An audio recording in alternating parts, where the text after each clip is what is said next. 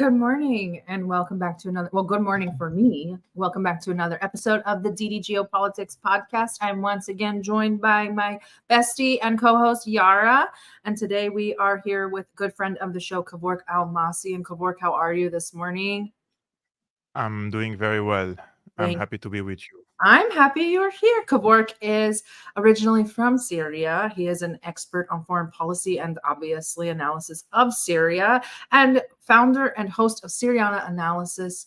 And we are obviously going to talk about all things Syria, which I think in this particular conflict is unfortunately overlooked a bit because they're one of the more quiet actors in this region. So what I want to start with for our listeners is just a short kind of history of the Syrian-Israeli relations, maybe just starting with Houthis and the 6-day war and kind of what happened there and how that set the tone for their relations in perpetuity.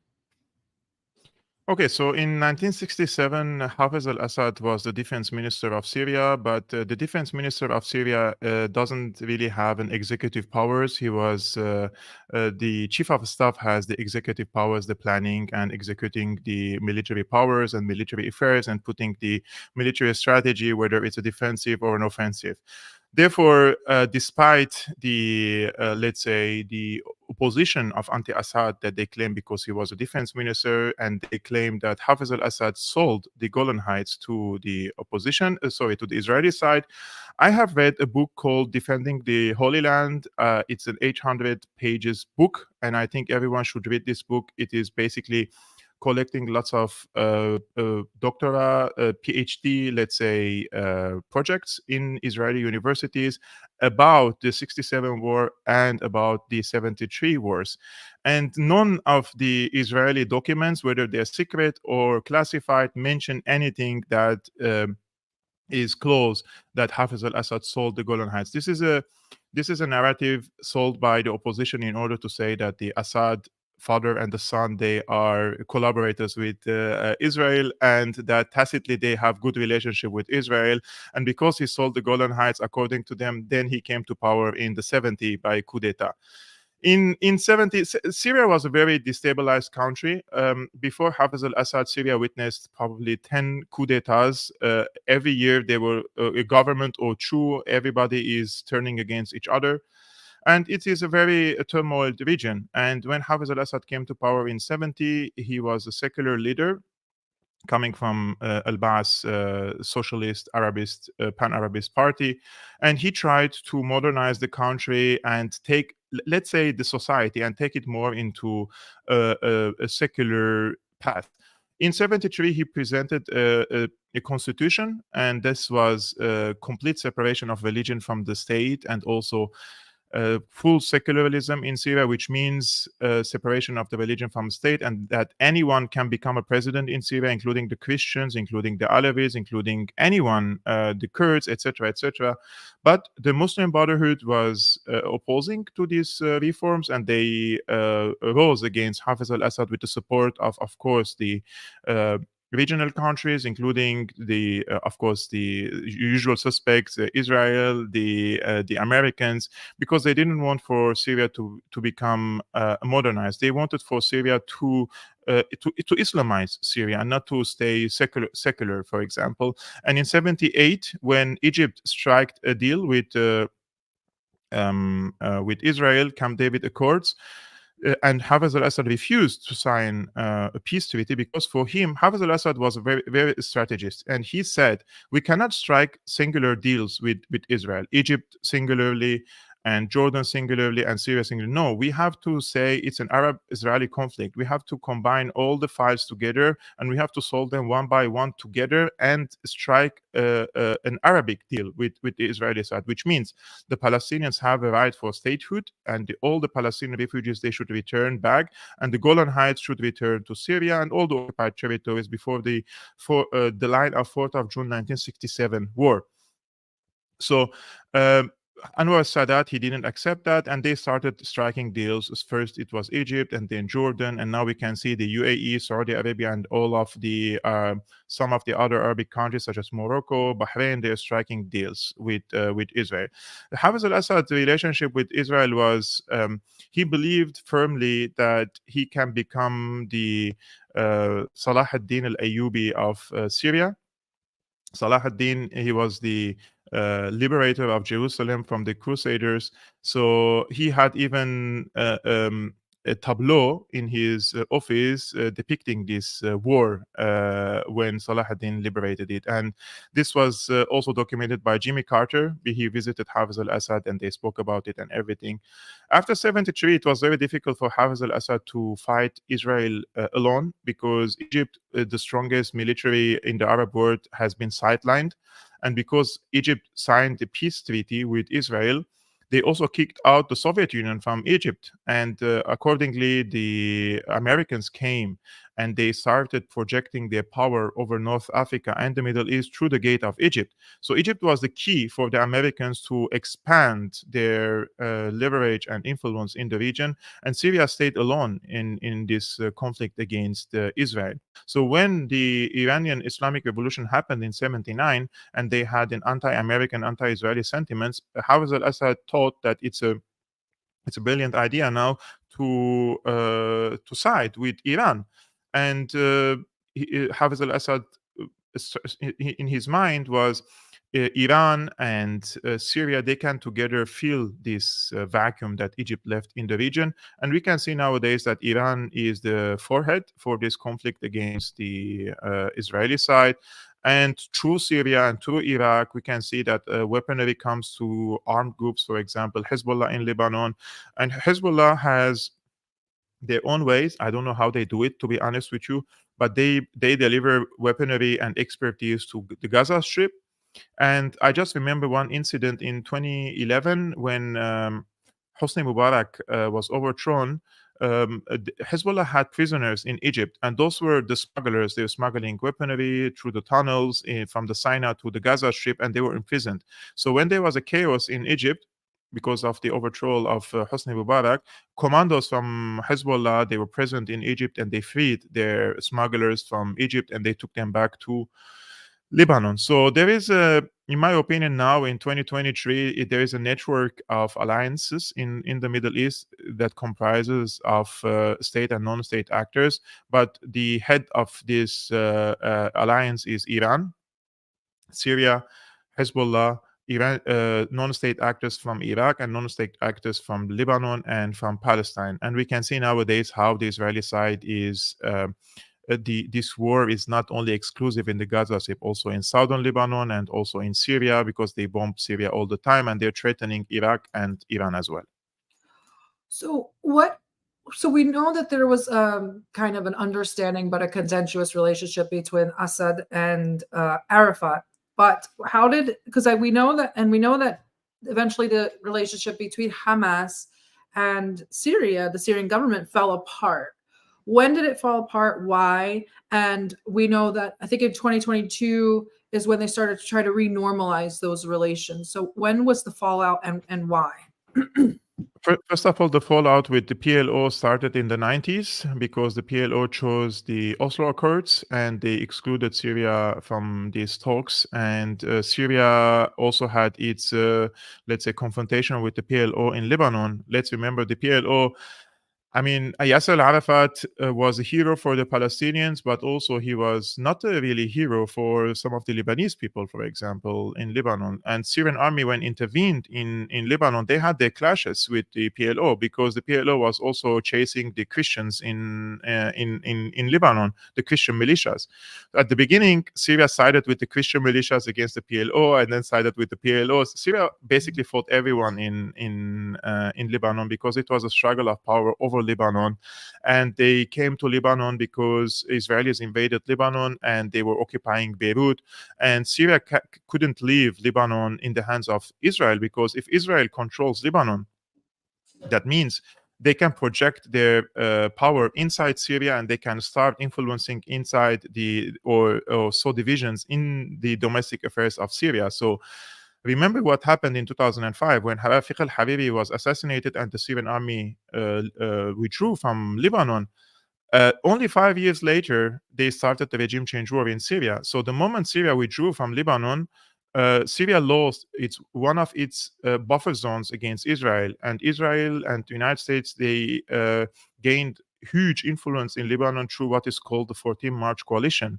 14 March, I think 14 March coalition, yeah. So the pro-American camp there. And it was quite obvious that when the withdrawal happened of Syria from Lebanon, this war will move from Lebanon into Syria. And we have seen that in just 5 years. First, it was in 2006, they wanted to destroy Hezbollah so that they can easily let's say, destroy Syria afterwards, but they couldn't with Hezbollah, and they moved to Plan B, which is trying to destabilize Syria and regime change war. And now Hezbollah came to help Syria, just like Syria came to help Hezbollah in 2006 war.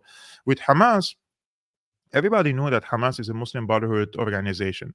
And Syria had a very toxic relationship with the Muslim Brotherhood, rightfully so. I would say Muslim Brotherhood is a very in my opinion, regressive power, and they always tried to Islamize the Syrian society and try to take it like 14 centuries back.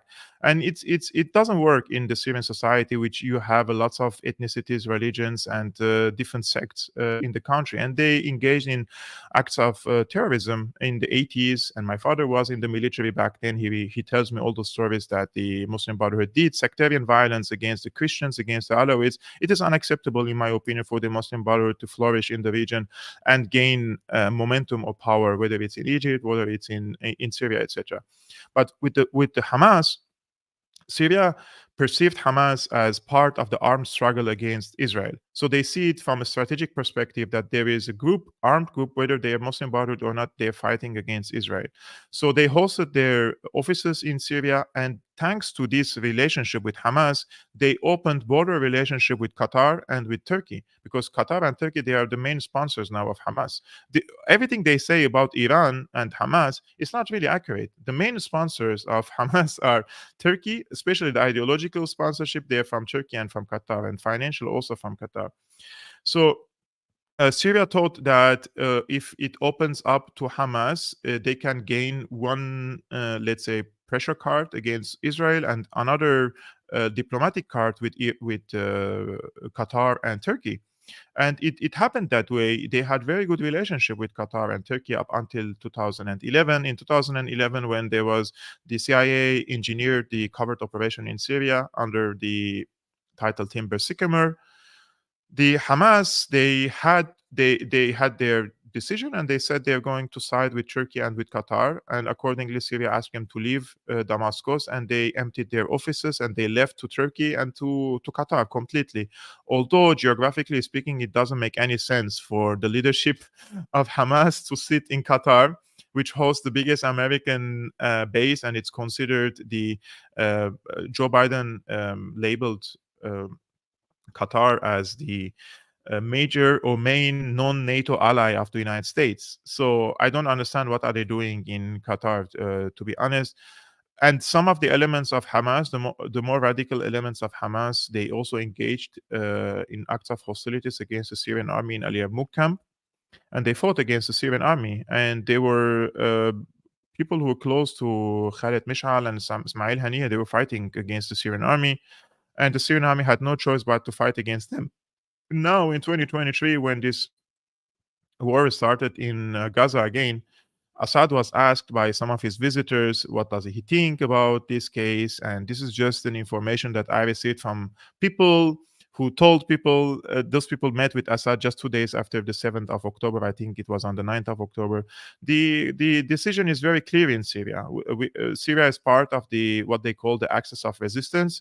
And if this war expands, they will definitely engage in war against Israel. They will try to defend themselves, and also liberate the Golan Heights. But at the same time, they don't really trust 100% Hamas. And when I say Hamas, it's the leadership of Hamas.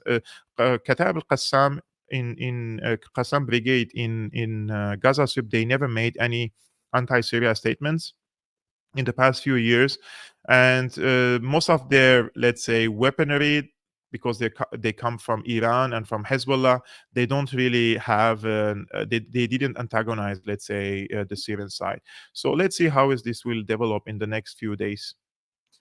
So we'll have two more background questions, and then we'll throw it to Yara to bring us to the present. So Saudi Arabia broke up relations with Syria during the civil war. I think recently they're starting to try to normalize those. But don't you think that this particular conflict puts a wrench into all of that? Um, how tenuous is the relationship between Saudi and Syria in regards to what's going on? Does this make those sort of that normalization process kind of peter out? Actually, Saudi Arabia is a very interesting case because Saudi Arabia in the past years was different from the current Saudi Arabia under MBS. Saudi Arabia was very subjugated by the Americans, probably willingly so. I don't know why they put all their eggs in the basket of the Americans, but it seems after MBS came to power and he eliminated lots of emirs and lots of billionaires and put them in this hotel and killed Khashoggi. And this was in my opinion, the because in the United States, the Democrats and the Republicans, those were the Democrats' wing inside the Saudi leadership, and he cut their wings, and they started pursuing very good relationship with the Republicans, and at the same time, they said, we want to change course of Saudi Arabia. We have a huge welfare. We have huge um, uh, oil revenues and everything. Why don't we invest this for the sake of our people? We modernize our country. We open up to the outside world, etc.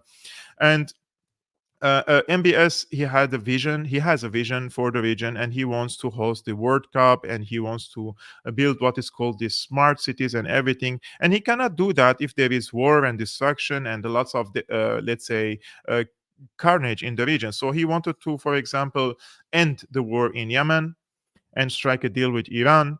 And also, he tried to balance his relationship between the East and the West. He's pursuing good relationship with China and Russia, and at the same time with the Americans.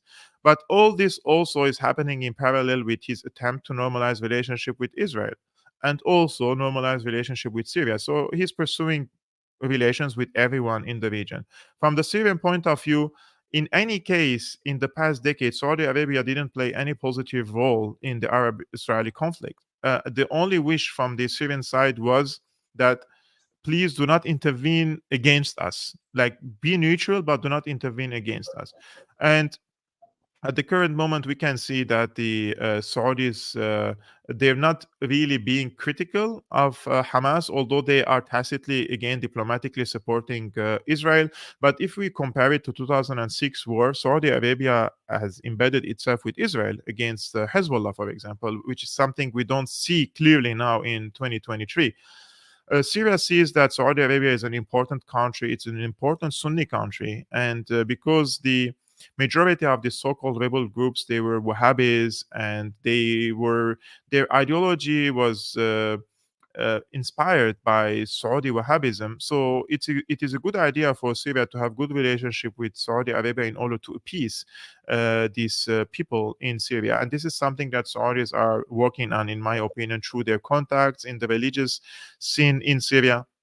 But nowadays, because Saudi Arabia opened its consulate and they will open their embassy in Syria, there are just normal relations. I wouldn't say they're good relationship between Syria and Saudi Arabia. They're good relationships, and there are talks between the both sides. But at the end of the day, Syria cannot be on the side of Saudi Arabia, and they know that when there is an existential threat against Syria, Syria only the allies of Syria, such as Russia, Iran, Hezbollah, those are the ones who will come actively to help Syria and support Syria. The rest will probably even stab Syria again in the back. And I know this is something like a populist thing to say, but in Syria, the street speaks like that. And they believe that the Saudis tried to stab Syrians in the back starting from 2013. It is very important to see that in 2011, when the regime change war started, the United States, the CIA tasked Qatar to overthrow the Syrian government, and they did, and they really tried their best. And in 2013, when the Americans saw that the Qataris aren't able to do that, they tasked the Saudis to do that. And in 2013, see what happened. There was a split in the opposition. Some of them were supported by Qatar, others were supported by Saudi Arabia. So this split happened only when Saudi Arabia and Qatar became enemies between 2013 and 2017 or 18. During this time, we also saw the split between Al-Qaeda and ISIS. Those are not coincidences. Those are all result of the disagreement between Saudi Arabia and Qatar. And when Saudi Arabia decided to end this war in Syria and MBS said, we don't want to support these Wahhabi groups in Syria, what happened? In 1 month, the Islam Army, Jaish al-Islam, and all these groups in Al-Ghouta, they crumbled, and they all went to Idlib, and then they escaped to Turkey. So were it not for Saudi and Qatari support for these terrorist groups in Syria, there is no so-called rebellion or armed groups in the country. They're all supported directly by these regional countries, including the CIA. And for the viewers to know, this was one of the costliest covert operation in the history of the CIA. And the New York Times says that every year the CIA was spending $1 billion to continue this covert operation in Syria. $1 billion is nothing compared to how much the Qataris and the Saudis spent in the country. And I think the estimates are around $200 billion. And if you compare it to Ukraine, how much Ukraine received? $140 billion aid, 140 billion aid to Ukraine, and Ukraine's size is so much bigger than of Syria. In Syria, they dumped weaponry worth $200 billion. And a lot of this weaponry came from the warehouses in Libya. First, they overthrew Libya, and then they started sending all this weaponry, shipping them to Turkey, and from Turkey to Syria. One more. So Yemen. Yemen has been probably the loudest, but also the quietest in this conflict.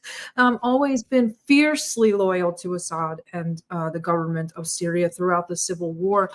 Where does the relationship between Ansarullah and Assad stand right now, if there is one? It's a very interesting question, because Syria allowed the Houthis to open an embassy in Syria in the past years, and now it seems they asked the Houthis to leave the embassy, and they are giving this embassy to the so-called government that has its headquarters in Saudi Arabia. Syrians are practical in these issues. Even when they tell the Houthis to leave the embassy, that doesn't mean that their relationship is now poisoned with the Houthis.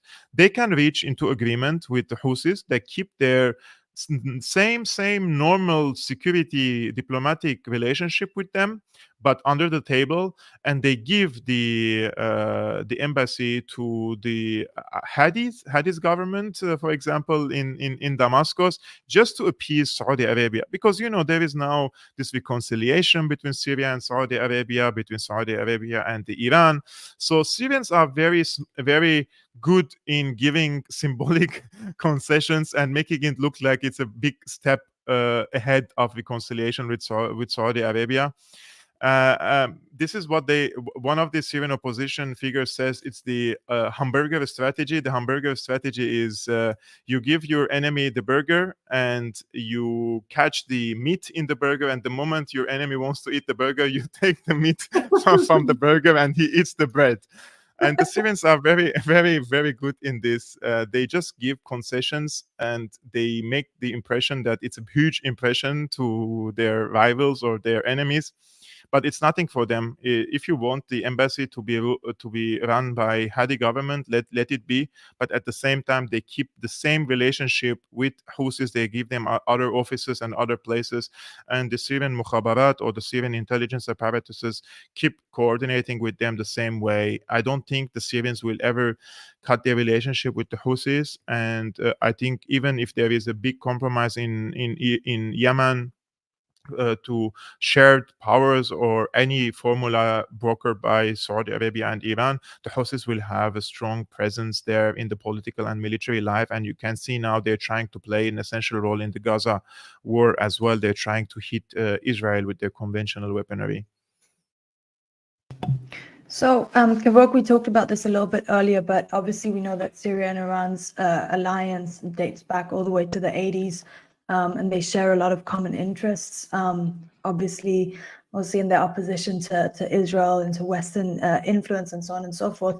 But I would love to know, kind of knowing that both countries have supported Hezbollah in the past, and this alliance kind of provides Syria in a way with economic and military support. I'd love to know, since Hezbollah has this strong backing from Syria and Iran, how has its participation kind of shifted the balance of power in the region? And also, what implications maybe does this hold for stability regionally speaking? Actually, it's very interesting to know that in the late 70s, early 80s, Syria didn't support Hezbollah. Syria was against Hezbollah. Syria supported Amal in the Amal group. Again, it was the Nabi Berri's party, and the Iranians supported Hezbollah back then. And Hezbollah and Amal, they were fighting against each other. Two Shiite groups, they were fighting against each other during the civil war. And Syria and Iran, they were supporting opposite sides. And it was back then, I don't know if he was back then still the foreign minister, but Farouz Shara, who was later the foreign minister of Syria, under Hafez al-Assad, and also the deputy president of vice president of Syria with Bashar al-Assad, he brokered the deal between Iran, Syria, Hezbollah, and Amal, and all these groups, and they unified these groups together, and they formed this armed group in Lebanon, Hezbollah. And it was very important for Syria and Iran to be on the same side, because otherwise they would have been a civil war between the Shiites themselves in Lebanon. Syria and Hezbollah, they enjoyed very good relationship, but the turning point which went from good relationship into strategic relationship was in 2005. In 2005, I believe, this is my conviction, that Israel and the United States, they assassinated Rafi al-Hariri. They assassinated the prime minister of Lebanon because they needed a trigger that can turn the Sunnis in Lebanon against Syria. And this trigger was by assassinating Rafi al-Hariri. The moment Rafi al-Hariri was assassinated, seconds later, all the media outlets that you know and all these politicians talking heads that you know, they all accused Syria. Like right away, we didn't even know that Rafi al-Hariri was assassinated. It was quite clear that they politicized it in order to threaten Syria with sanctions and with military intervention. And they went to the UN Security Council using the Article 7 of the UN Security Council Charter, Article 42, Clause 7. So they're threatening Syria with military intervention. And Syria had to withdraw from Syria. From Lebanon. In 3 months, Syria prepared, it withdrew its 40,000 soldiers from Lebanon. But they have to keep something in Lebanon, right? So they kept all their weaponry in the hands of Hezbollah. This was the deal, that Hezbollah manages the military equipment of the Syrian army that they left there, and they gave all their warehouses, all types of weaponry to Hezbollah, including good weaponry. It's not like junk weaponry. And since then, Hezbollah started to manage the interests of Syria inside of Lebanon. And this was when the strategic alliance started between Syria and Hezbollah in 2006. Only 1 year later, Israel invaded Lebanon, and with the goal of completely eliminating Hezbollah, just like they say now with Hamas. And Syria said they're ready to intervene in the conflict if Hezbollah loses this war. Just like now Hezbollah says they will intervene if Hamas is going to lose this war. But Syria started sending its missiles, rockets to Hezbollah even during the war. And Hezbollah used all sorts of Syrian weaponry in this war, including the anti-tank rockets. Those are Russian weaponry, the Kornet rockets. Russia never sells this type of weaponry to non-state actors. It's been sold to Syria, and Syria delivers them later to Hezbollah. For example, now Hezbollah is suspected of having, which I believe 100%, but it's just a report, but I'm sure they have it. They have the Yachont anti ship cruise missiles, and those can hit 300 kilometers deep in the Mediterranean, and they can sink the American warships. And that's why the American aircraft carriers and warships are now not stationed near the eastern shore of the Mediterranean. They are far away. They're 1,000 kilometers away, just in a safe area, because they know Hezbollah has this type of weaponry and they can hit the Hezbollah. So speaking of this relationship in the region, it seems that for me, Syria and Hezbollah, they have become like they have established an organic alliance between them. They are shared military, joint military operation rooms, and they coordinate between each other in their conflict with Israel, but at the same time in the regime change war in Syria. So it's a mutual interest between both sides. Hezbollah intervened in Syria first to protect its interests, because they know if Assad is gone, a pro-American government will come, and that means no more weapons will come to Hezbollah. And the new Syrian government, they will close the borders in the face of Iran, and Iran will also not be able to bring weaponry to Syria and transit to Hezbollah. And this is exactly why nowadays the Americans, they have forces in Al-Tanaf border crossing, because Al-Tanaf border crossing, it connects Syria to Jordan and Iraq at the same time. And through this route, Syria used to have its lifeline to Baghdad and to Tehran. And Americans blocked it for this reason. So the Syrians opened a new border crossing in Abu Kamal area. And this is where exactly Biden bombed several times. In the past, since he came to power, he bombed it many times, this border crossing, because they know this border crossing is crucial for Syria. And that's why they have military forces there. And now the plan of the Americans, and just before this Gaza war, by the way, they wanted to seal the border between Iraq and Syria completely. They wanted to expand their forces in Syria. And now with this current war in Gaza, the Syrians, Hezbollah, the Kataib Hezbollah in Iraq, Iranians, they all bombed the American occupation bases. So you see this small alliance between Syria and Hezbollah, it expanded to the region.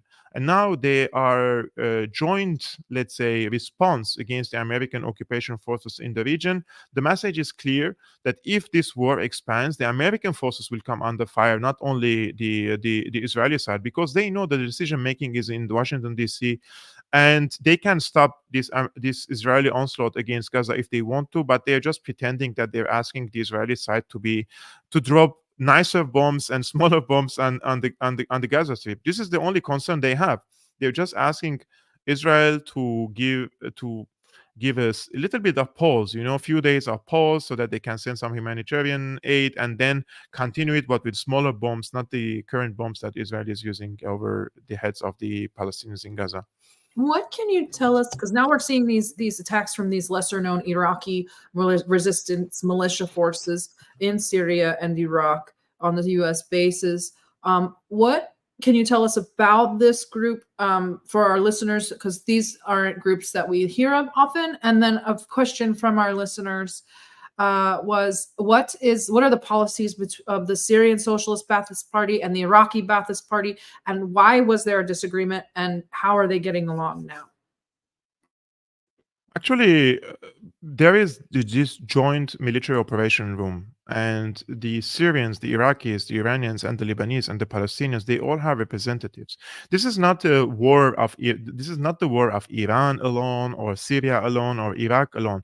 The danger for the American presence in the region is the growing alliance between state and non-state actors in the region. And Iran has been at least a decade. They're building a network of alliances in the region between different groups with different backgrounds, different religions, different sects. It doesn't matter for them if you're a Sunni, if you're a Shiite, as long as you believe in the of your country from the Americans and kicking out the U.S. occupation forces from the country, then they will include you in this alliance. So what happened is this joint, let's say, response against the Americans was a quite clear signal that any broader response, if there is a regional war, it will also be joint. So I do not see that there is a difference between this for example, non-state actors in Syria. For example, the NDF. There are some militias in Syria fighting alongside the Syrian government. In Iraq, in Iran, there are Afghanis, there are Pakistanis fighting, there are Yemenis fighting. There are so many nationalities fighting under different flags, but the operation room, as I said, it's joint, and they are coordinating between each other. As for the Iraqi Ba'ath Party, I don't know if there is still a Ba'ath Party now in Iraq. I don't think that they were completely dismantled after 2003 invasion. You correct me if I'm wrong, if somebody in the comments know better than me. But the problem with Saddam Hussein was really big. Saddam Hussein came to power at the same time Islamic Revolution in Iran. And there are clear indications, in my opinion, that Saddam Hussein's arrival to power was mainly to sabotage first the talks between Iraq, the former leadership of Iraq, and Hafez al-Assad for geographical unity between the both sides. And second, it was clear for any observer that this was also an attempt from the CIA to bring a hothead person in Iraq, so he fights against the Iranian revolution and against Khomeini back then. And once he came to power, he started this war in '82 against Iran, and he engaged in a 6 or 8 years of war against the Iranian side, and he used chemical weapons against Iran, and those were all supplied to Saddam Hussein by the Americans, by the French, by the Brits. He was their ally in the '80s. And Saddam Hussein only became a villain when the Americans trapped him to go to Kuwait. The Americans told him, literally, the ambassador of the United States in Iraq told Saddam that they don't care if Saddam invades Kuwait or not, because Kuwait was stealing the oil of Iraq during the Gulf War between Iran and Iraq. So Iraq told the Kuwaitis to stop stealing the oil, and they need to pay because they took lots of loans to finance their war against Iran. They have to pay this. And when the Kuwaitis didn't listen, he invaded Kuwait. And once he invaded Kuwait, Americans turned against him, and he started imposing these sanctions. But in all these years, from the 80s, Saddam and Syria, they had bad relationship, and between Hafez and Saddam, they were not on good terms. Syria stood with Iran in the 80s in this war. Syria gave weapons to Iran. Syria gave knowledge to Iran to build ballistic missiles. The Iranians know this. They acknowledge this. Some of the Scud missiles and the technologies that they started building their own weapons, they came all from the Syrian expertise. And in the 90s, when Saddam invaded Kuwait, again, Syria stood with Kuwait, didn't stand with Saddam Hussein. Saddam Hussein was a danger for Syria. And Saddam Hussein also supported the Muslim Brotherhood in Syria and supported the PLO in Lebanon against Syria. It's a cocktail of conflicts in the region, non-stop since the 70s, since the 60s. If you want to go back and see what happened in the past and what's happening now, it's mind-blowing, in my opinion, that this region never lived some peace, never lived some stability. And now it's continuing now in the Gaza Strip, and there is really serious possibility that this war could expand. And the Americans are very wary about this, and they don't want that. This is just probably the naive me. The Americans do not want the regional war, and their interests in the region, they will be hit severely, especially when we speak about their interest in the Gulf and the flow of the energy and the prices. And the United States was engaged in a huge, big war headed by NATO against Russia in the past 2 years. They spent hell of a money in Ukraine. They printed hell of a money in the past few years. The inflation is high in the United States. The United States cannot sustain two big wars. And that's why they're now pushing Zelensky under the bus, and they're telling him quietly, this was on, I think, MSN today, that, bro, you have to now talk with the Russians. You have to strike a deal with the Russians, because we cannot finance this war anymore. And there is what they call stalemate. And this is not a stalemate. A stalemate means that the Russians invaded Ukraine, and they couldn't conquer any land, and the Ukrainians couldn't push the Russians back. There was a stalemate. This is not the case. The Russians occupied big portion of Ukraine, previously Ukraine, and they conquered these areas. They did the referendums, and they now joined the Russian Federation. So there is no stalemate. There is defeat for Ukraine. This is a big difference, but the Americans just selling different terminologies to the public. Americans now, in my opinion, the Israelis are pushing them to this war, and they have to protect their ally, and they send their elite warships, aircraft carriers, nuclear submarines. Those are not an indication for me that they're trying to deter Hezbollah. Those are indications that they're sending messages to Iran, to Syria, to Egypt, to intimidate Egypt to accept 2.2 million refugees in the Sinai. But as I said, the naive me says, if I were an American, if I were a politician in the United States, I wouldn't want a regional war in the region. It's not in my interest to have a regional war in the region where all these parties are allied against you, and they can severely damage your interests, and they can kill your personnel in the region. So before the Americans send their aircraft carriers, they have to send soldiers then, because the aircraft carriers cannot finish wars. Aircraft carriers can be sinked very easily. It's not a 1960s and 1970s. It's not Cold War. People in the United States need to understand that these aircraft carriers can be hit and destroyed easily nowadays with drones. Not even rockets, not even missiles. So all this junk metal that they brought to the Mediterranean, they could be destroyed.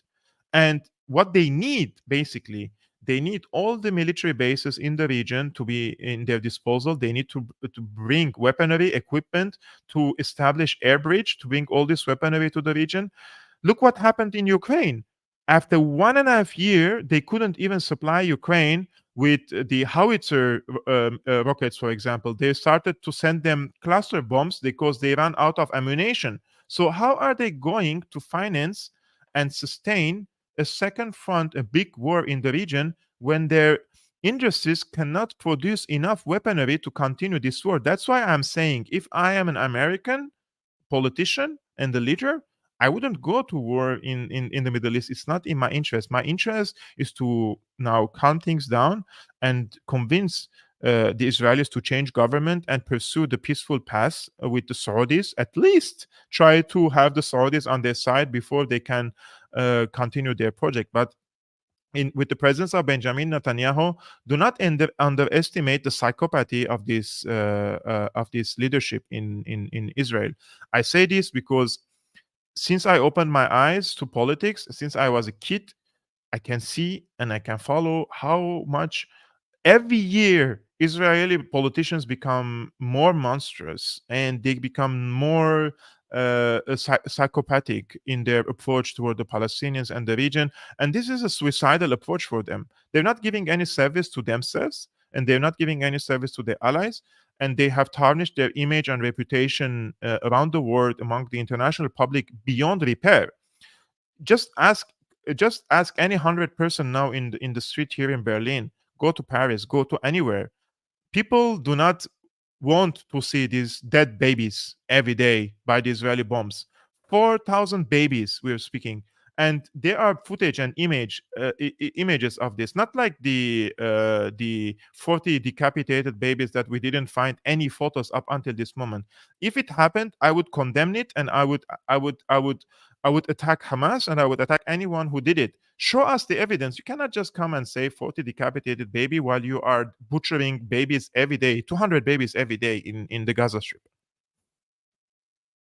Yeah, actually, decapitated babies. I completely agree. I mean, I think Israel kind of, the hope of Israel kind of ended with Yitzhak Rabin. But so as this, obviously this genocidal campaign, this slaughter in Palestine continues and the conflict continues escalating, interested in knowing, kind of given the domestic challenges within Syria itself, how are they able to, or in which capacity are they able to exert influence over this conflict and also its relationship with other kind of regional actors? Actually, that's a very important question. Syria is unfortunately it's in ruins. The economy is destroyed, and the most important thing when you want to engage in war is energy. You don't have energy. You don't have fuel.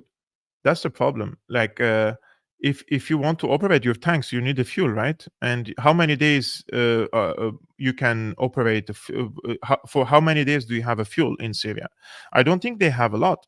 I don't think Syria can sustain a war that is over a month, for example, between Israel and the other region. Therefore, the next war, if it happens, it won't be a conventional war with tanks and soldiers. Syria will definitely try to harm Israel by ballistic missiles or rockets or drones in a different approach.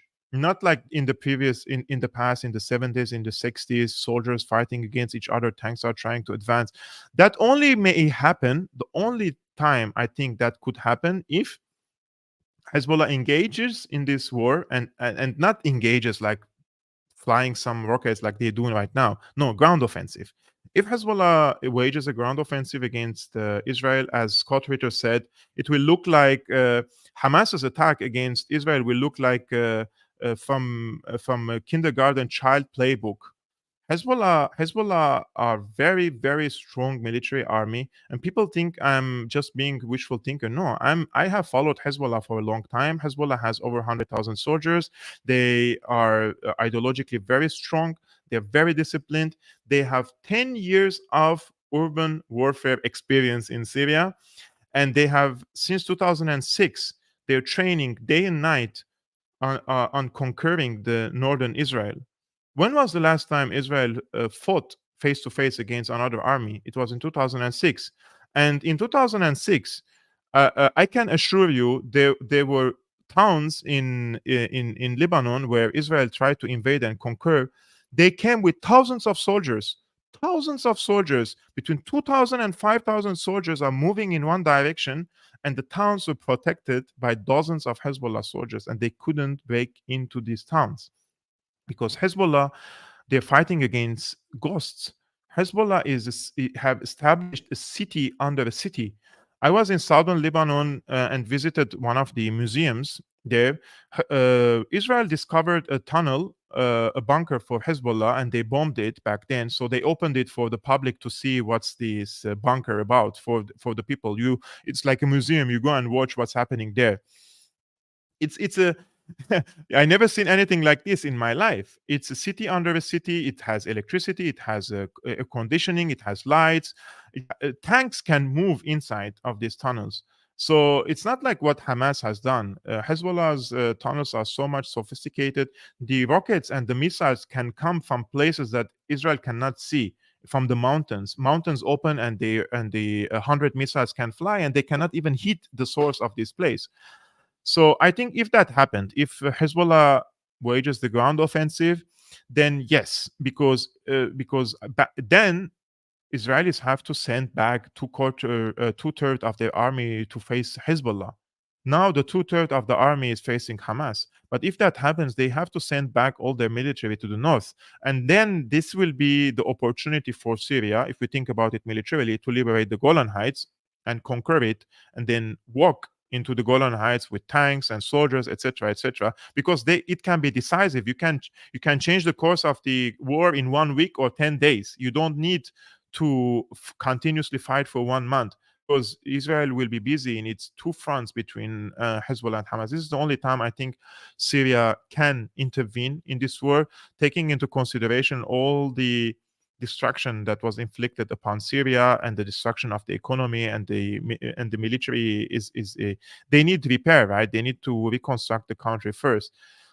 But all this time that passed in the past 12 years didn't stop Syria from allowing Hezbollah to operate freely in the region and bringing them all the types of weaponry that they want and they need in this fight against Israel. And I think if there is an all-out war between Israel and Hezbollah, or even even the people who were following Hezbollah very closely and they think that they know one thing or two about Hezbollah, they will be surprised, in my opinion, of the type of weaponry that Hezbollah acquired in the past 10 years, whether it's from Syria or from Iran.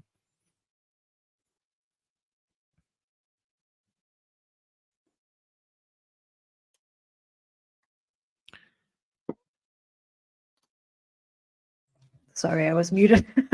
I was going to ask another question, but I think you have to leave in 4 minutes, right? So maybe I'll just skip to the last one. Yes, I have my own live streaming now. Yeah. We're busy. Okay, so what's next question? Right? What do you foresee now happening in future developments, or I guess potential scenarios for the conflict? What are your thoughts? I think Nasrallah's speech was detrimental in this regard. Nasrallah said very clearly, this depends on Israel. If Israel continues the ground offensive on the Gaza Strip, and there are two conditions here. One, they are on the path of defeating Hamas, which means eventually the project of ethnic cleansing of the Palestinians from the Gaza Strip and pushing them to the Sinai is underway, then Hezbollah will intervene. They said it. We will intervene when this. And second, when Israel conducts what is called preemptive strikes against whether Lebanon or Syria, because remember, they're also threatening Syria now and other countries in the region. If these two conditions, one of these conditions were met, then yes, Hezbollah will intervene. And that means Americans will have to intervene. But remember here something very important. In the 1967 war that we started our conversation with, in 6 days, Israel occupied the West Bank, occupied the Gaza Strip, occupied the Sinai, occupied the Golan Heights. And now they have been bombing and trying to invade Gaza for 3 weeks, and they couldn't occupy. Look, the occupation of an area is not everything. We have to occupy an area, and you have to stay in the area. That's the most difficult part. And Israelis cannot do that, and they cannot tolerate big death toll among their army. Unlike Hamas, unlike Hezbollah, those are the people who are ready to die for their cause, and not someone who is coming from Manhattan or coming from Poland who has a double citizenship and fighting in the army. Those people probably do not feel belonging to Israel as much as the people who are part of this region, right? And I think if this war rages and Americans do not stop the Israeli onslaught against Gaza, on the 11th of this month, Nasrallah will speak again, and we will see a different tone this time from Nasrallah, and everybody is expecting and waiting that speech again. Hezbollah will never start a regional war or fight or wage a ground offensive if Hamas is able to fight and continue the fighting against the Israelis. Also, one of the reasons because they don't want to steal the victory of Hamas. In their perspective, if Hamas is able to counter Israel, this is their victory. Why would they intervene and try to claim victory at the end of the day? But when we see that Hamas needs our support, then yes. At the moment, Hezbollah's role is only to keep the Israeli army, 1/3 of the Israeli army busy in the north, half the missile capabilities in the north, and 1/3 of the air force in the north. This is enough now to just contain some of the powers of Israel in the north. Otherwise, everything will be directed against the Gaza Strip. Thank you so much. Amazing answers, and really, really appreciate you joining us today, Kevork. It's a really pleasure to be with you. I hope we can join you again soon. Yes, and I hope it's not during a time change or a crazy schedule or anything like that. Yeah. Or the internet stops 30 minutes before the show. Yeah, daylight savings also messed us up these past few weeks. It's been a disaster. We'll get through it. We'll get through it. All right, Kevork, have a good show.